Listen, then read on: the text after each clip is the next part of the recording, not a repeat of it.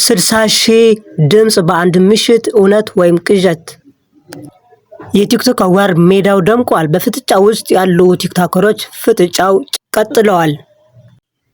ለሁለት ሳምንት ሲያወዛግብ የቆየው የአዶናይና የዩቲናስ ፊልሚያ ፉክክሩ ከቲክቶክ ወጥቶ የሀገሪቱ ትኩረት ማዕከል ሆነዋል።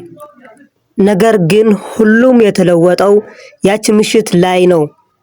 ከቲቪ ሾው በኋላ ተአምሩ ቀጥለዋል።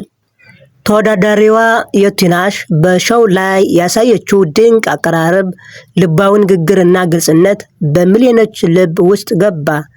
ይዘቷ ጥራት በድንገት ብርሃን አገኘ። በዚያው ምሽት ድምጿ ከ60,000 በላይ ድምጽ ከረረ። ይህ 60,000 ድምጽ የሰዎች ያየነው ነገር ልክ ነው የሚል ድጋፍ ማግለጫ ነው።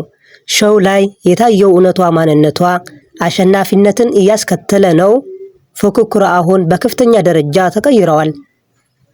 ይህ የቲቪ ሾው ውጤት ይገልበጥ ይሁን ወይስ ይህ 60,000 ድምጽ የዋንጫው ፍጻሜ ምልክት ነው? የእናንተ ሀሳብ አስተያየታችሁ ኮሜንት ላይ አስቀምጡልኝ። ቻው ቻው።